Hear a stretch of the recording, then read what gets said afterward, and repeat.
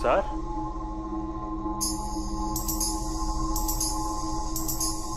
रुखसार,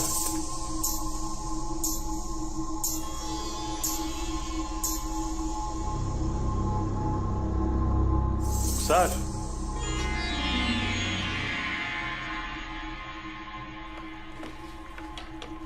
रुखसार,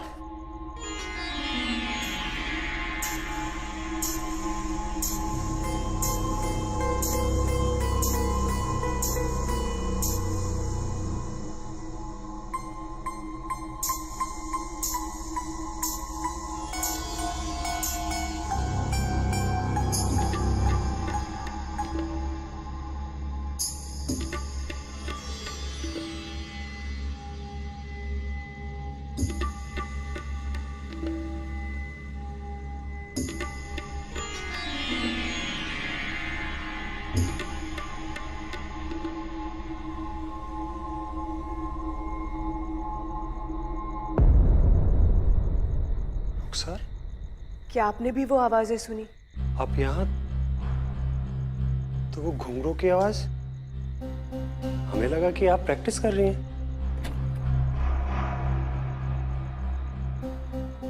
नवाब साहब, वो घुंघरू की आवाज आ रही है, हाँ मैंने भी सुनी। लेकिन कहाँ से आ रही है ये नहीं पता। आप आराम कीजिए, मैं देखता हूँ। जी शुक्रिया।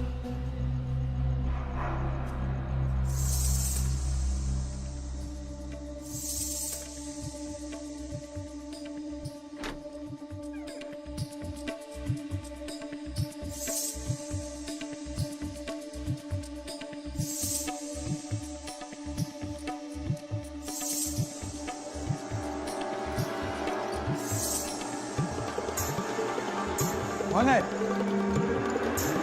अंदर कैसे घुस आई?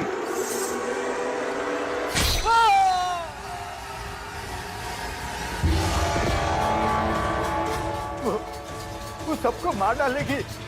नवाब साहब,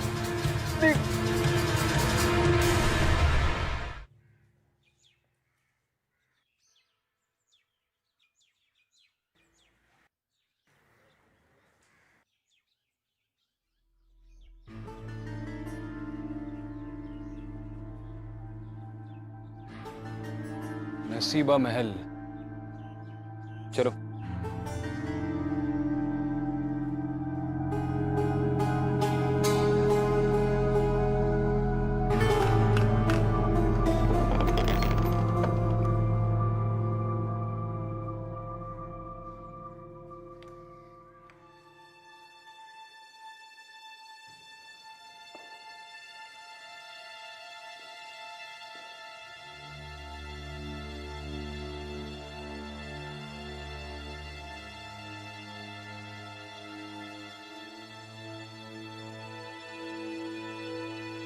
आइए। शफीक अली,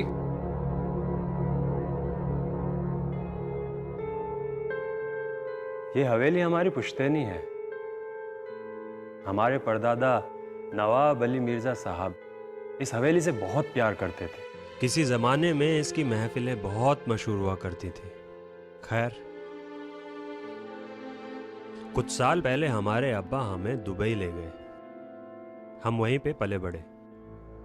हमारा निकाह भी रुखसार के साथ में वहीं हुआ और हमारा बेटा आदिल, वो भी वहीं की पैदाइश है। हमारी बेगम और हम अक्सर इंडिया आने की बातें करते थे। हमारी दादा की डेथ के बाद ये हवेली बंद थी और आदिल भी बड़ा हो रहा था, तो हम दोनों ने सोचा क्यों ना आदिल को कुछ साल इंडिया में बड़ा किया जाए। और इसलिए आप अपनी पुश्तैनी हवेली में रहने के लिए चले आए? जी, इनफैक्ट हम नवाब हैं और हम यहाँ आना भी चाहते थे। इस हवेली को सड़ने से बचाना चाहते थे। लेकिन जिस रोज हम यहाँ आए उस रात को कुछ अजीब सी चीजें हुई। यहाँ सेंट्रल हॉल से कोई घुंघरू की आवाज सुनाई दी। उधर क्या हुआ है ये देखने के लिए हमारा चौकीदार वहां गया तो उसका कत्ल हो गया। हम सब लोग बहुत परेशान हैं। लोग कहानियां बना रहे हैं और इस शहर के सभी लोग बातें कर रहे हैं कि इस हवेली में कोई बुरा साया है। हमारी बेगम एक पल भी यहाँ रहना नहीं चाहती। आप प्लीज दोनों इस मिस्ट्री को सॉल्व कीजिए। लेकिन एक सच्चाई हम आपको बताना चाहते हैं कि हमें पुलिस वालों से कोई उम्मीद नहीं है। कल रात को हमने उन्हें फोन किया तो उन लोगों ने यहाँ आने से साफ इनकार कर दिया। इनकार कर दिया? जी, अब आप भी बताइए कि हम अपने ये खानदानी महल को कैसे छोड़कर जाएं, कैसे भाग जाएं यहाँ से। उन्होंने कोई वजह बताई यहाँ पे आने से इनकार करने की? विक्रांत जी, अगर वजह पता होती तो हम बता देते आपको। ठीक है शफीक साहब, आप चिंता मत कीजिए, अब हम आ गए तो इस मसले का हल जरूर निकालेंगे।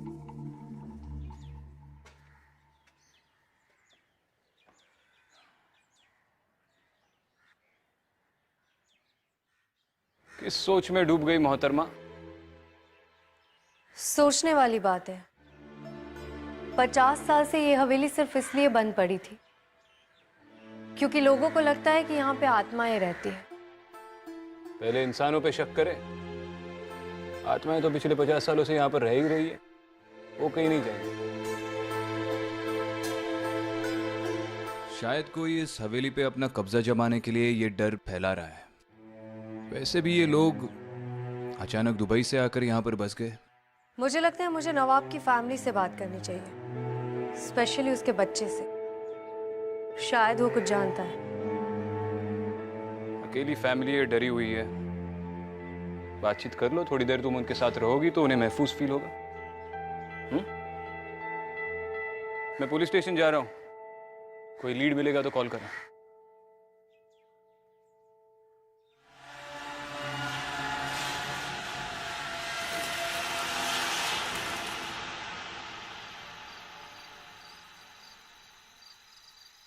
अम्मी अम्मी चलो ना, अम्मी प्लीज इस घर से चलो ना, अम्मी चलो ना। हम चलेंगे यहाँ से। आप अभी अब्बू के पास जाइए, हमें इनसे बात करनी है। हम आते हैं। प्लीज चलो ना अम्मी, यहाँ पर अजीब अजीब आवाजें आती हैं और हम यहाँ पर एक पल भी नहीं रुकेंगे। कैसी आवाजें बेटा, और कहाँ से आती है? पता नहीं, पर आवाजें आती हैं।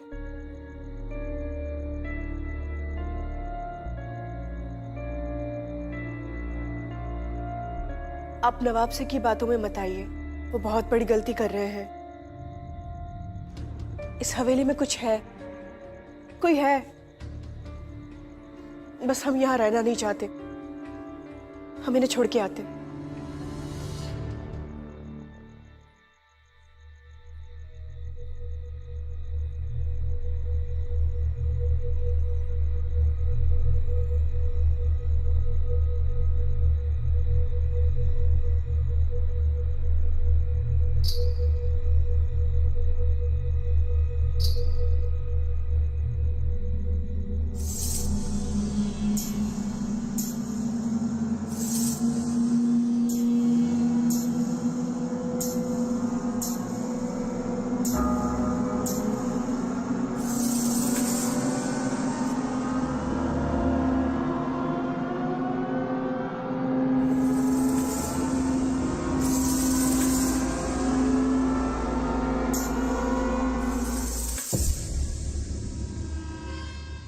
उस चौकीदार के बारे में हमें क्या क्या पता है? सर ज़्यादा कुछ नहीं, लेकिन वो लोकल नहीं था।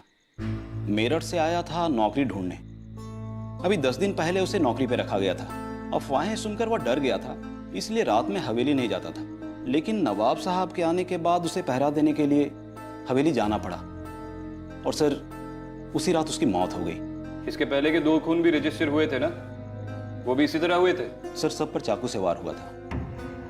कुछ साल पहले किसी चौकीदार को रखने की कोशिश की गई थी और अगले सुबह उसकी लाश मिली। उसके पेट में चाकू घोंपा गया था। कुछ दिन बाद फिर किसी चोर ने अंदर घुसने की कोशिश की और उसकी भी लाश मिली और उसके भी पेट में चाकू घोंपा गया था। और किसी को कोई सुराग नहीं मिला कि कातिल कौन है? और आपने भी छानबीन नहीं की? सर हम लोग यहीं के हैं। उस हवेली की किस्से कहानियां सुनकर पले बढ़े हैं। मन में इतना डर बैठ गया है कि हम में से कोई हवेली में रात में नहीं जा सकता। आपको याद है ना, आप पुलिस फोर्स में? हाँ सर, लेकिन मरना कोई नहीं चाहता। एक कांस्टेबल हिम्मत करके हवेली के अंदर गया था, लेकिन रात में घुंघरू की आवाज़ सुनकर वो इतना डर गया कि 4 दिनों तक शॉक में रहा था। इसका मतलब जो भी वहां पे डराने की कोशिश कर रहा है वो तो कामयाब हो गया। उसने तो पुलिस को ही डरा के रख दिया। फक्र है आपको इस बात का, पंकज जायसवाल? ये चाकू भोंकने के अलावा और भी कोई सिमिलरिटीज है इन मर्डर्स में? सर टाइम ऑफ डेथ सबकी एक जैसी है। क्या है? लगभग रात के 12 बजे सबकी मौत हुई। वही सर, पेट में चाकू लगे निशान।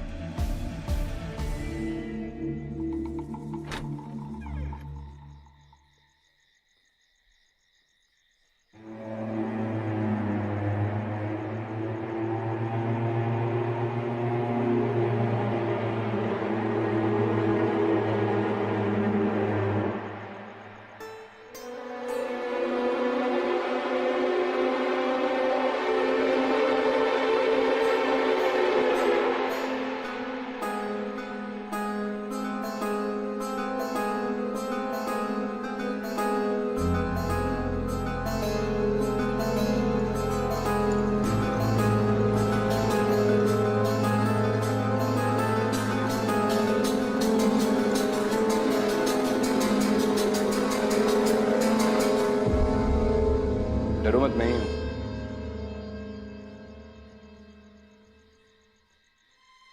ऊंची छत और खाली हवेली, छोटी सी छोटी आवाज पे कोई डर जाएगा यहाँ पे? शायद इसी बात का कोई फायदा उठा रहा है बहुत सालों से। तुम पुलिस स्टेशन से इतना जल्दी कैसे आ गए? अरे वो जायसवाल से ज्यादा तो हम ही जान जाएंगे इस हवेली के बारे में, 3-4 चक्कर काटने के बाद।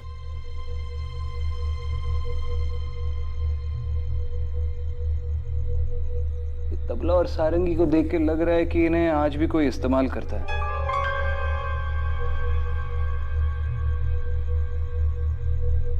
और ये जमीन में फर्क देख रही हो? हाँ, सिर्फ इसी हिस्से में धूल मिट्टी नहीं है। ऐसा लगता है जैसे यहाँ पे आके कोई नाचता है।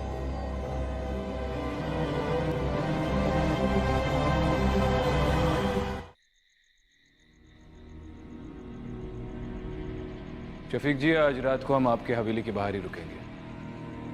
अगर कोई एक्टिविटी होती है तो पता चल जाएगा।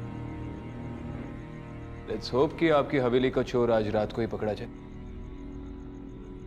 बहुत बहुत शुक्रिया आप दोनों का, लेकिन आप रुकेंगे कहाँ? उसकी चिंता आप मत कीजिए, बस इत्मीनान रखिए। Good night.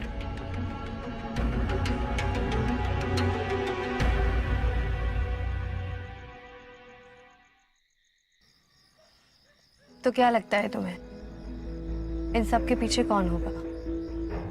कोई इंसान या? पता नहीं, लेकिन आज रात को पता चल ही जाएगा। 12 बजने वाले, अभी तक तो कोई अंदर गया नहीं, तो अंदर चलकर इंतजार करते हैं।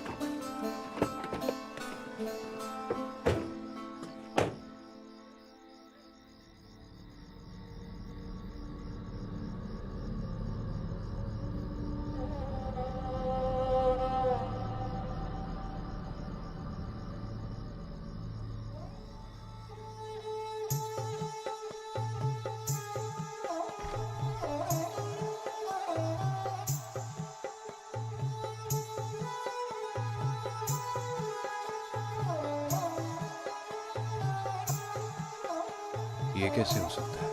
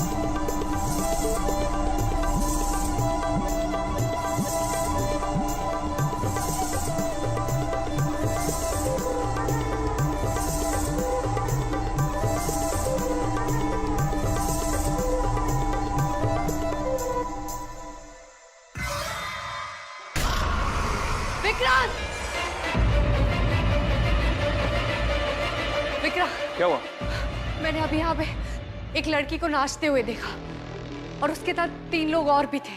कहाँ अंदर? हाँ।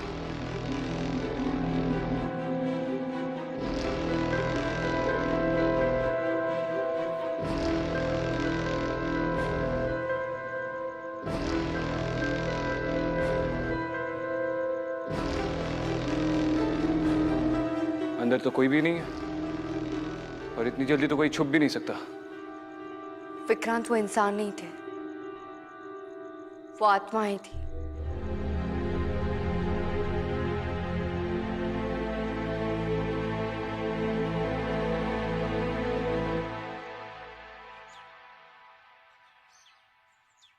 आपने कहा था कि आपने बचपन से ही उस नसीबा महल के बारे में किस्से और कहानियां सुनी है।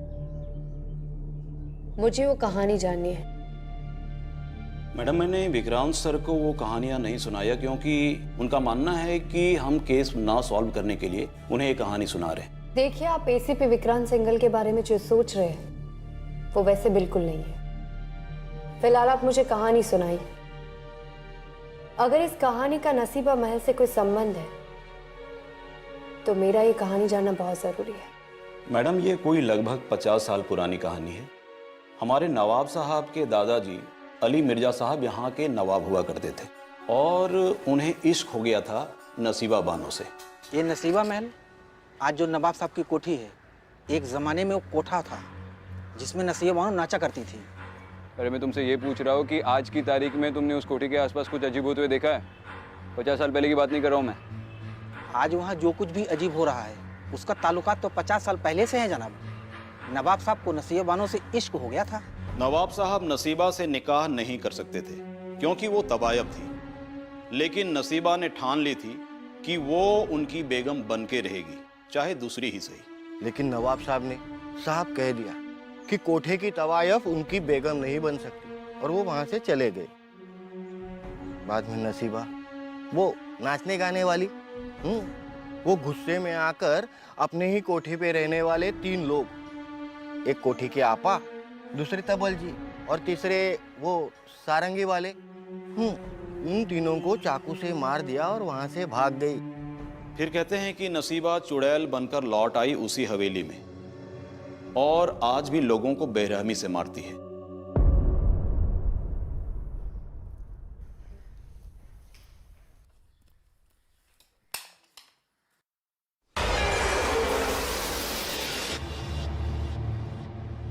अम्मी कहाँ हैं आप?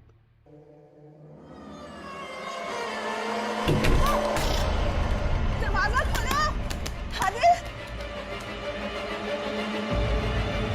आदिल।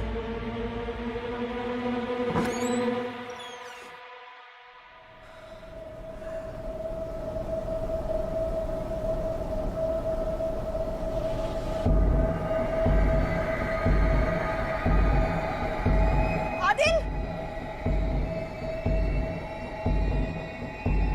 आदिल।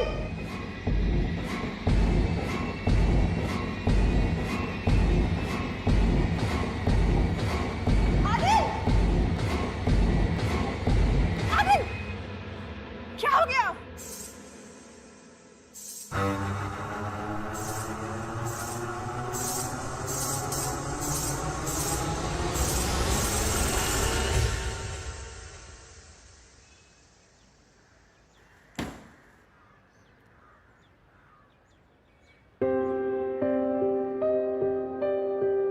शफीक भाई,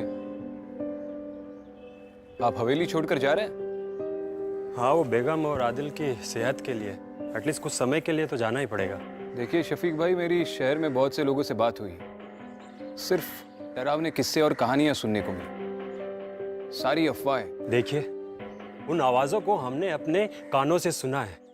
हमारी बेगम और आदिल ने बहुत कुछ सहा है और उस चौकीदार को भी अपनी आंखों से मरते हुए देखा है।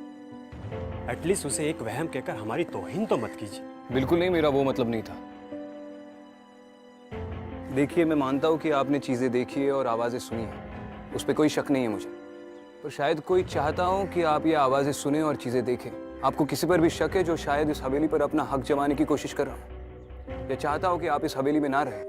देखिए, कोई भी बिल्डर इसके बीच में नहीं पड़ सकता, क्योंकि कुछ साल पहले मैंने खुद इस हवेली को बेचने की काफी कोशिश की है, लेकिन किसी भी बिल्डर ने इसके पास तक आने से इनकार कर दिया था। कोई फैमिली मेंबर इंडिया में? हाँ, हमारा एक चचेरा भाई है, अब्दुल्ला। हम तीनों के अलावा हमारे खानदान में बस वही एक बाकी है।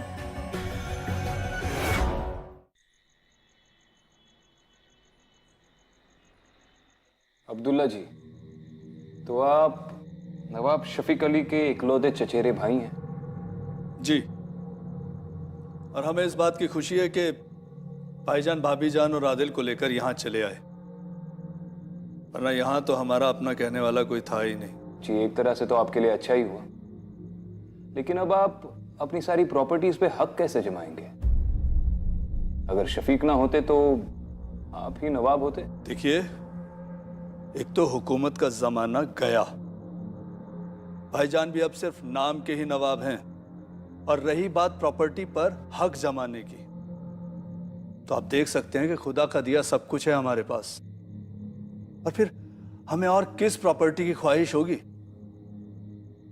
नसीबा महल?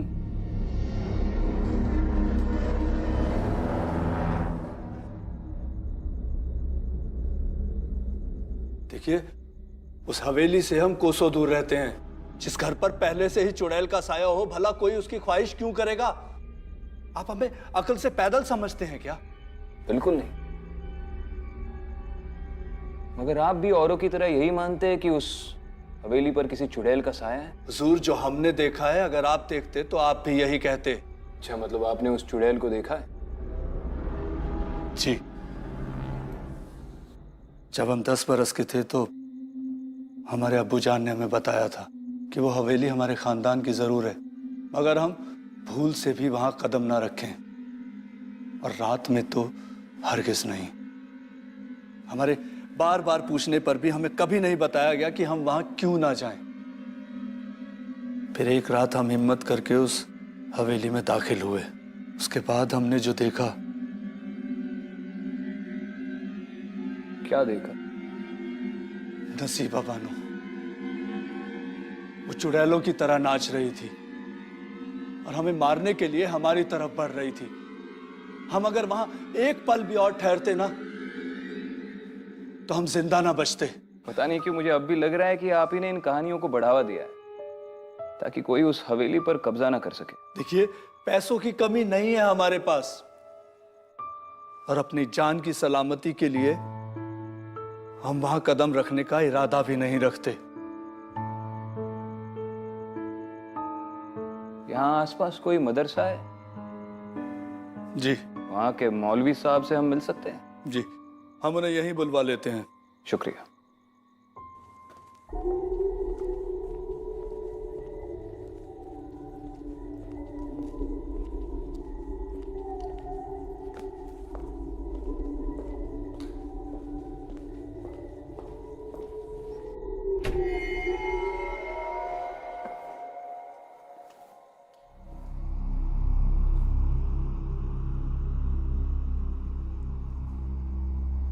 मिस्टर शफीक,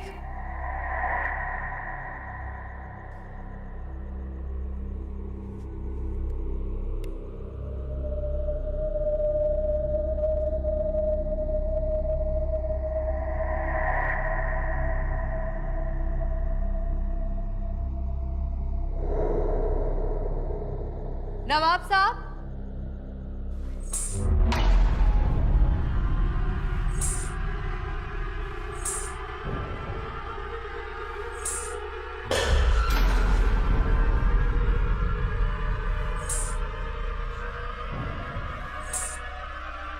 कौन हो तुम?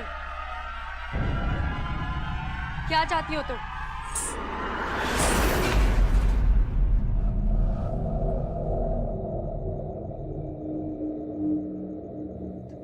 देखो, जब तक तुम मुझे सच नहीं बताओगी मैं तुम्हारी मदद नहीं कर सकती हूँ। नसीबा,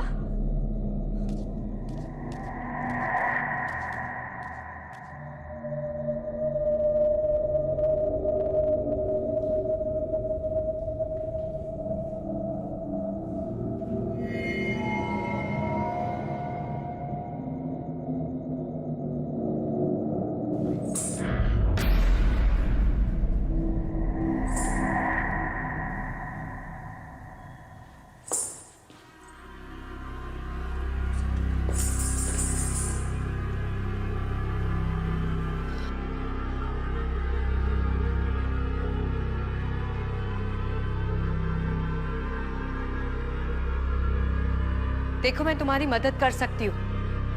बताओ क्या चाहती हो तुम?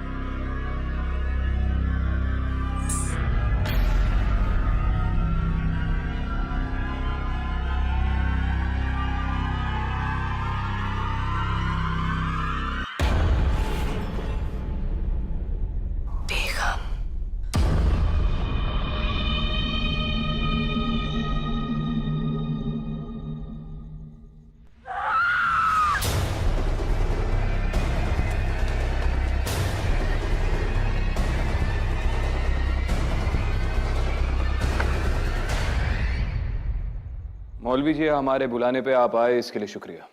जी बहुत शुक्रिया। कहिए क्या खिदमत कर सकता हूँ मैं आपकी?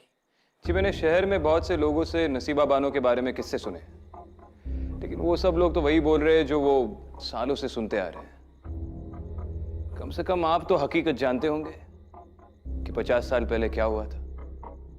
देखिए, अगर लोग कह रहे हैं कि नवाब साहब को नसीबा से इश्क हो गया था तो बेशक ये सच है, और अगर वो ये कहते हैं कि नसीबा को भी नवाब साहब से मोहब्बत हो गई थी तो बेशक ये भी सच है।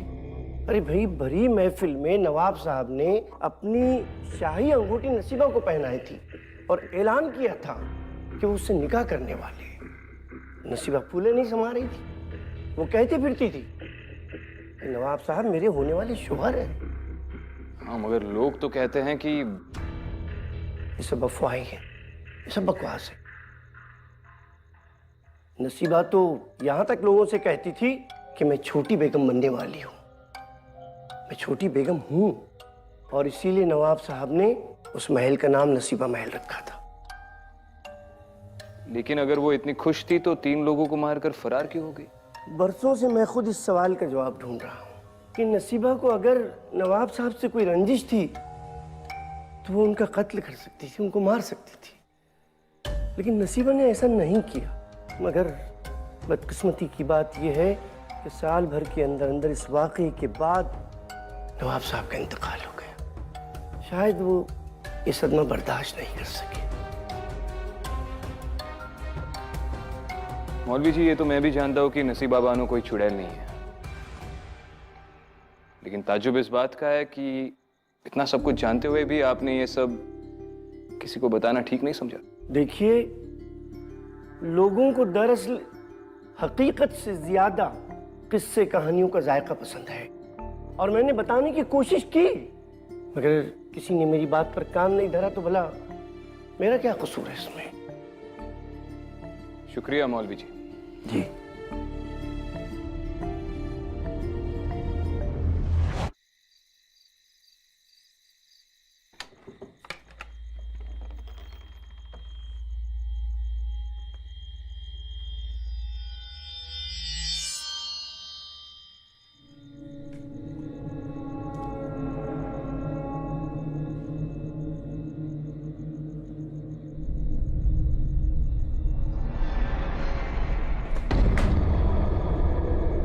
रुखसा, तुम यहाँ पे क्या कर रही हो? हम आदिल की दवाइयाँ लेने आए थे और हमें चोट लग गई।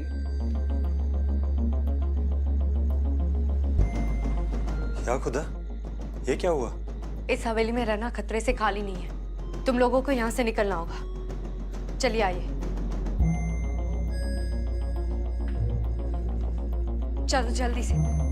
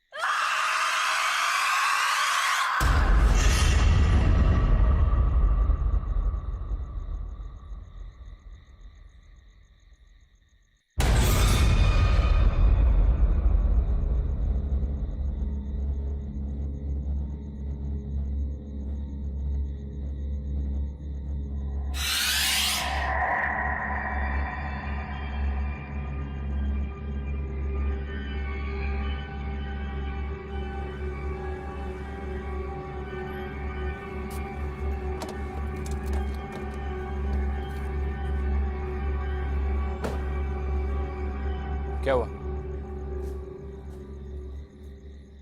उस रात उस कमरे में मैंने जो देखा था वही आज मैंने फिर से देखा। हर रात उस कमरे में उसी पल को दोहराया जा रहा है। मतलब? विक्रांत, मुझे लगता है कि नसीबा के कोठे में जो 3 लोग मरे थे उसमें और नसीबा के गायब होने में नवाब साहब का हाथ है। ये तुम कैसे कह सकती हो? मैंने तुमसे कहा था ना, उस रात नसीबा मेरी तरफ भाग के आ रही थी, लेकिन उसने मुझे तो देखा ही नहीं। वो उनकी तरफ भाग के जा रही थी जो उस वक्त दरवाजे पे खड़े थे, नवाब साहब। तुमने नवाब साहब को पहचाना कैसे? ठीक से देख नहीं पाई, चेहरा तो बिल्कुल नहीं देखा, लेकिन 1 सेकंड के लिए मैंने किसी को शाही कपड़ों में देखा था, इसीलिए मुझे लगता है कि वो नवाब साहब ही थे। और ये नवाब साहब को हम एविडेंस में कैसे पेश करेंगे? पूछ रहा हूं। विक्रांत, प्लीज मेरी थ्योरी पे भरोसा करो। मजाक कर रहा हूं। मुझे वापस हवेली में जाना होगा।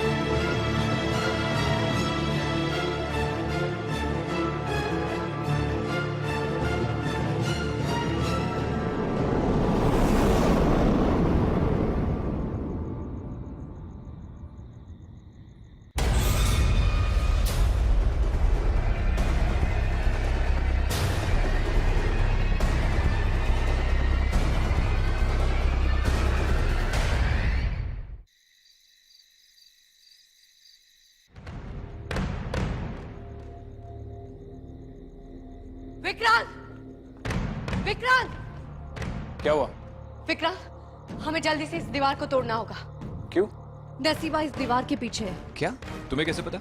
वो सब मैं तुम्हें बाद में बताती हूँ, लेकिन अभी हमारा इस दीवार को तोड़ना बहुत जरूरी है।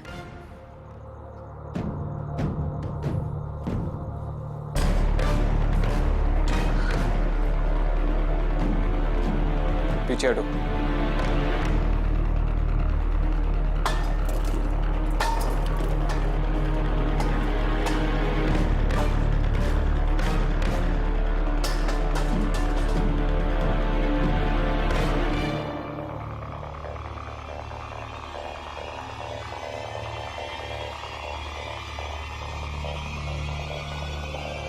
ये नसीबा है।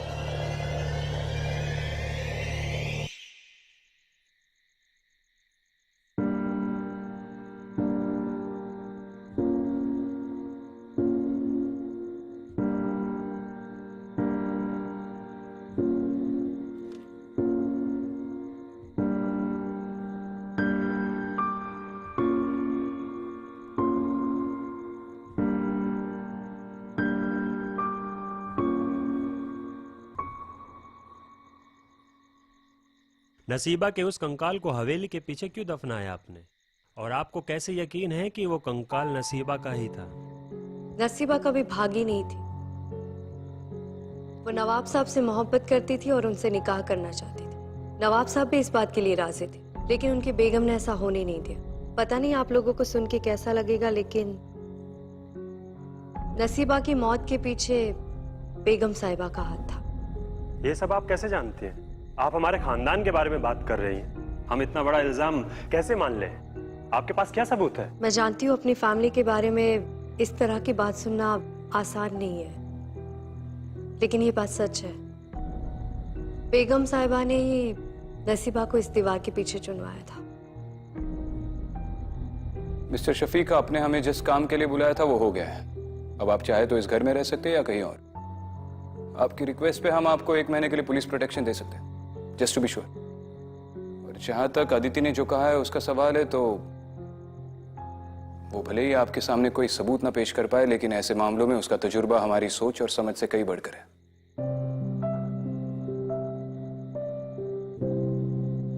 आई थिंक ये लोग सही कह रहे हैं, हमें यहाँ से चले जाना चाहिए। आदिल बहुत डर गया है। अब इसे मानना या ना मानना आपकी मर्जी है। ख्याल रखिए।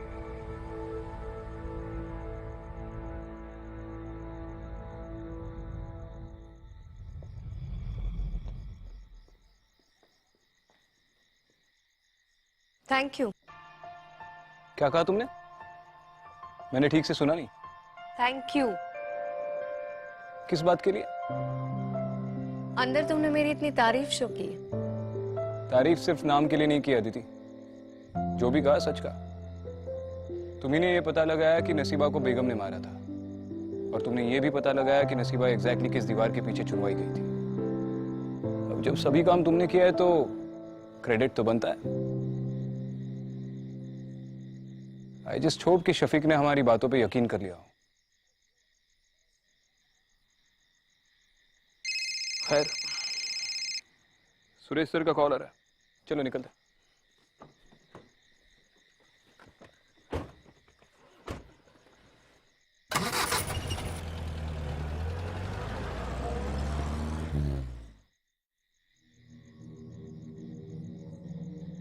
चले, आदिल अंदर कार में सो चुके हैं।